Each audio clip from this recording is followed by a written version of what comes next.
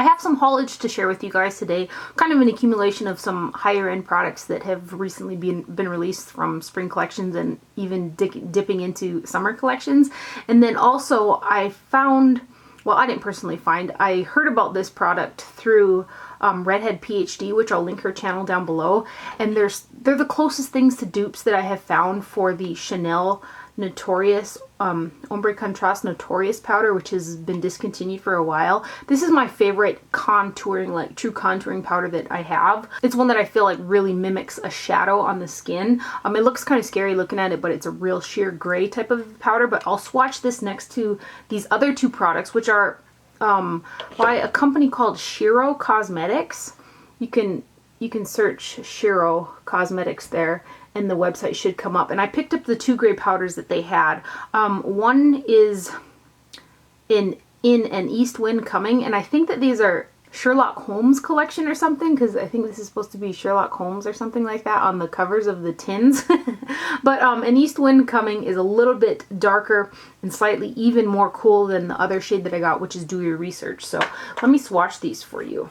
And they just come in little pots like this here. And this one here is an East Wind Coming. That is what it looks like right there. And then the other one, which is the one that I have just ever so slightly on the very backs of my cheekbones, is the one in Do Your Research, which is slightly a little bit lighter and not quite as heavy pigmentation as the other one. So that's Do Your Research right there.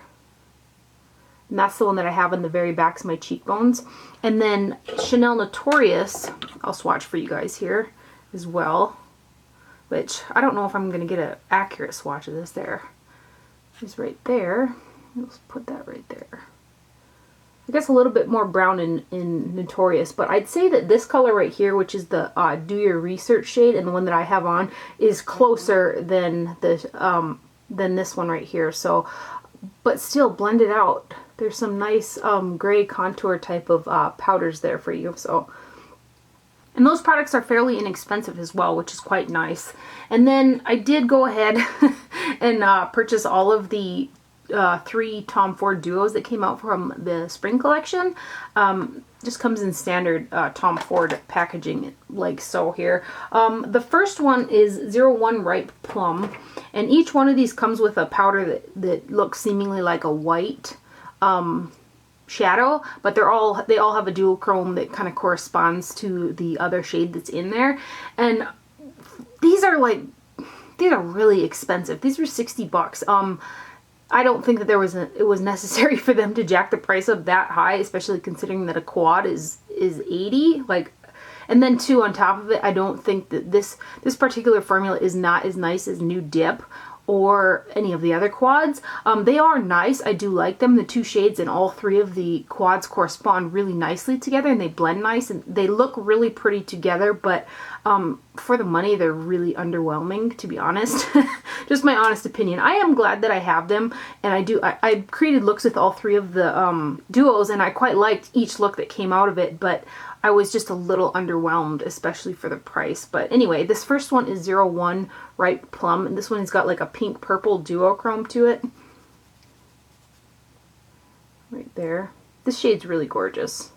But I mean, again, I'm just slightly underwhelmed for the price tag. And then these, in all of the duos, the duochrome shade that looks white, if you want to use it alone, you really have to build it up. But I guess what's kind of nice about them is usually like a duochrome white shade like that can kind of be overpowering a lot of times, I find, in other brands that are like more pigmented and stuff. This one's really subdued and quite pretty, so you can actually wear this. Like when I wore it, I wore the the dark shade through the crease and blended it up into the duochrome, which I put underneath the brow and brought it down, and then I had this on the lid, and they kind of mesh together really nice, and this isn't overpowering, so that's nice. But again, upon first glance, they're a little underwhelming. So that one is Ripe Plum. This next one is 02 Raw Jade. And I love greens. I really love this duo, actually. But again, underwhelming for the price tag. So that one is Raw Jade. Right there. You can see the duochrome in that shadow kind of. And this one is the third one in Crushed Indigo. And I remember this is the first one that I used. It was the first one that came in the mail. And I remember really packing on this lighter shade and kind of being like, what the heck? Because it just wasn't packing on with a lot of intensity. But once I got it kind of blended into the blue, it started to look really pretty. But by itself, I was slightly underwhelmed. So that is Crushed Indigo. So you can see the blue like duochrome in there. But you know, again, like I said, those duochrome shades, they're duochrome, but they're subtly duochrome, so they're not like overpowering. And together as duos, they do look pretty. And then I picked up two things from the Estee Lauder Creaseless collection. I could be butchering that. This is what the packaging looks like right there. This first item is the Illuminations Face Powder. And some people thought the packaging was kind of ugly. I don't mind it. I think it's kind of something different, which is always nice in makeup land to get something a little different. This is what the packaging looks like right here.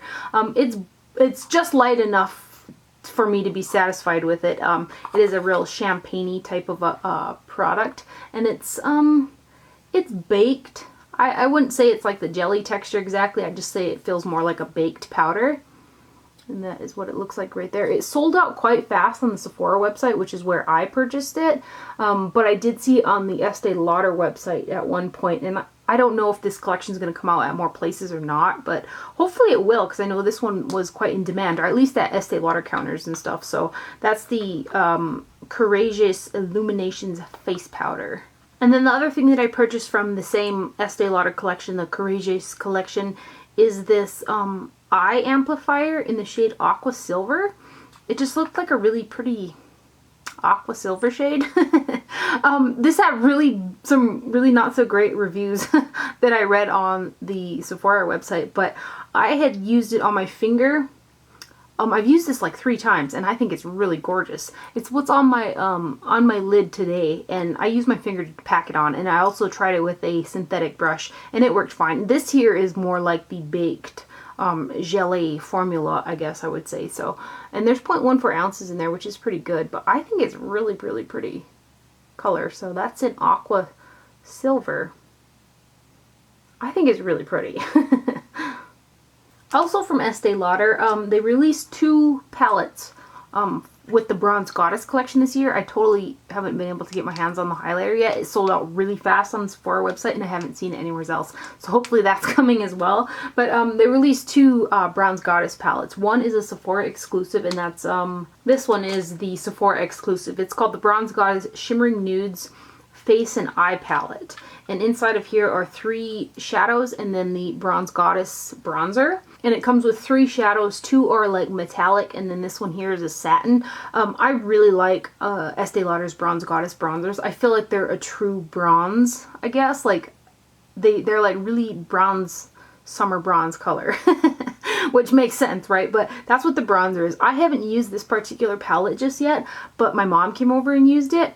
And she liked it so much she ordered her own, so she has one now as well. But the bronzer, it's a really pretty bronze shade right there.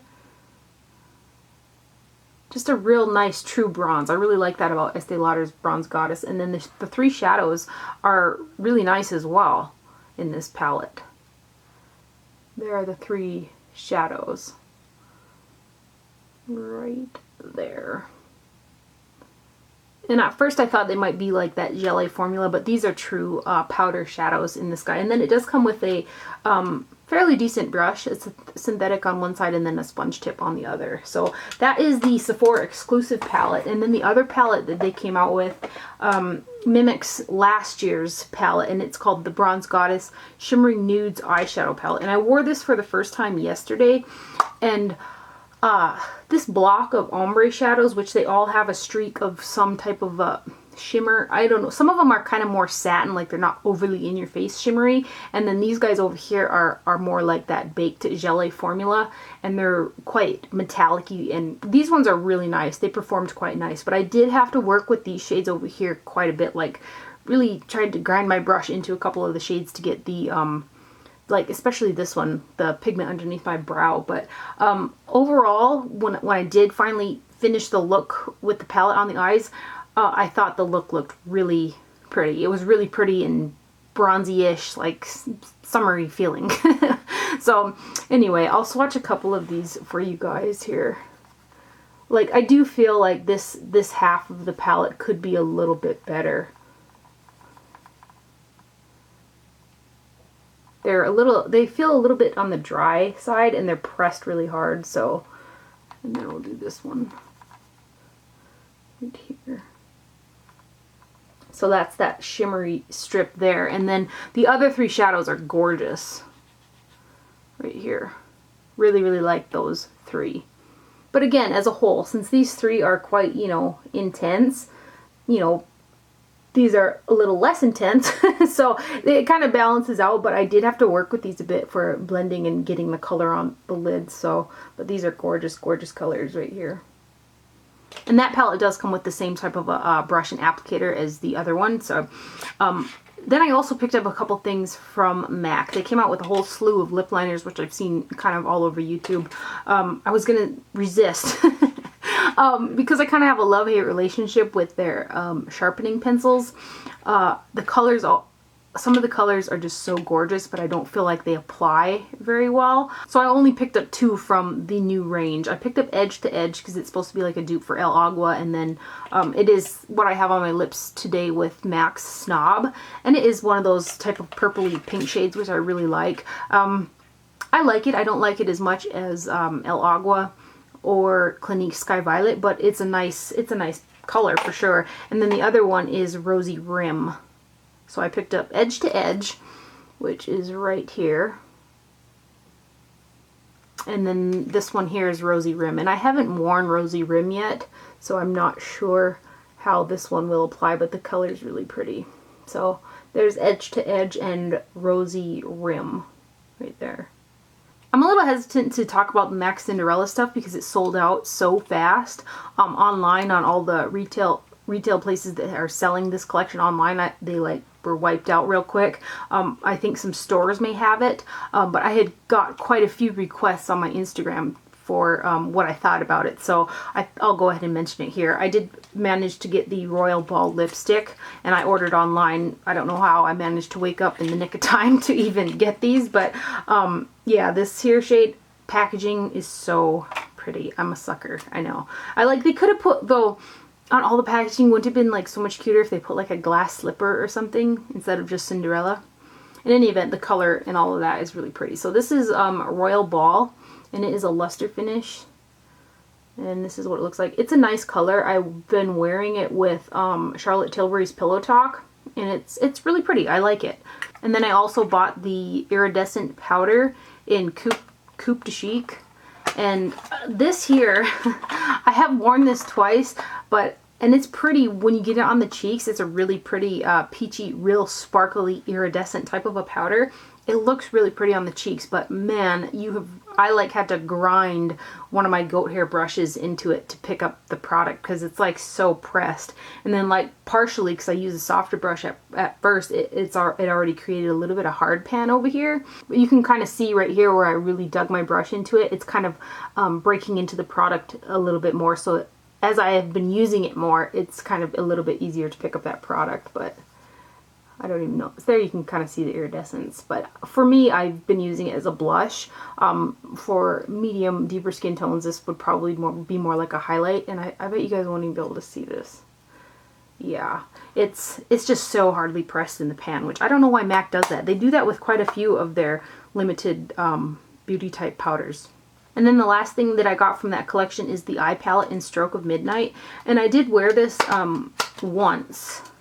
Yes, I just wore this one time with the rest of the collection, and the look came out really pretty. I believe all 5 of these shades are permanent, and then the one shade, the Stroke of Midnight shade down here, is the one that's limited to this palette, but I don't think that there's anything unique about this color. I feel like I've seen this color in a lot of different palettes, but these are the shades right here. You've got Vapor, Floof, Omega, Quarry, Satin Taupe, and then Stroke of Midnight. And I only used this once. I used one of my Hakuhodo brushes to pack this guy on the lid, and you can see that it's already creating like hard pan over the top. So again, pressed really hard. You can kind of see it on both of these a little bit. So that was a little bit of a bummer that these are already kind of creating that hard done. I don't know why that they're like so pressed hard in the deal here, but let me swatch. I don't know if you guys, I'll swatch this one and then this one, and I'll swatch this limited edition one right there. But sometimes MAC shadows just aren't my favorite. I mean, the look came together really nice and stuff like that, but I did have to do some packing and blending with it. So that is the Stroke of Midnight Quad. But I mean, this packaging though, I kind of got a lot of these items just solely because of the packaging in the collection in general. I also purchased another Too Faced Melted Liquefied Longwear Lipstick, and this is one of the newer shades in Melted Chihuahua, and I've been seeing that they're coming out with, I think, 6 or 8 maybe metallic shades of these. That's going to be exciting. But this one here is Melted Chihuahua, and I thought this was going to be a little bit more purple, but it's kind of a little bit more brown, I guess. Yeah, it's showing, this is pretty much what it looks like. It's showing it pretty true to color in the viewfinder. But I'm not one for the long wearing liquid lipsticks that everybody's going crazy about. Like, I wonder how people's lips have lasted all winter, because it's like this craze right now. I could never. I can't handle those on my lips for like 2 hours, let alone all day. But these here I think are kind of a nice alternative because they wear long and kind of like one of them long wearing liquid lipsticks, but without the lack of a better term, with the crustiness of them. So anyway, that's Melted Chihuahua, and I like these products. Then I did pick up all of the Nars Dual Intensity blushes, which I just did a video on, swatches, wet, dry, all of that, which I'll link it down below. But I did pick up all 6 and wanted to mention that because I still get people saying that my videos haven't showed up in their feed. I don't know how all of that works, but I did pick up those. And then another thing that I picked up, and I mentioned that in this video, but I thought I'd also talk about it here, is the Makeup Forever Pro Sculpting Duo. And I picked up the shade number 1, and the bronzing half, the formulation of this particular product is really nice. I wish so badly that they had separated the pans, because, you know, typically when you're using a bronzer, you use a bigger brush than what fits in here in any event. So it's kind of a little bit difficult to pick up just bronzer without getting highlight if you want to bronze up with this shade right here.